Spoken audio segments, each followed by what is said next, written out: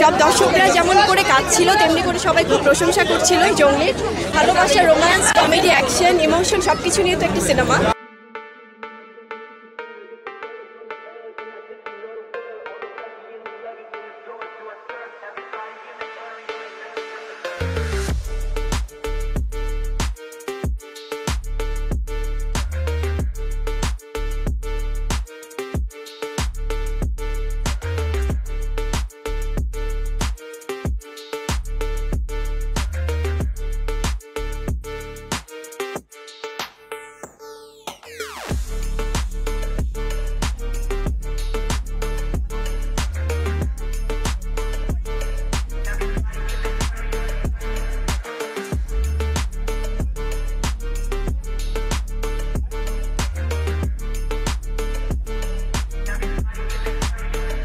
ভালোবাসা, romance, comedy, action, emotion সবকিছু নিয়ে তো একটা সিনেমা।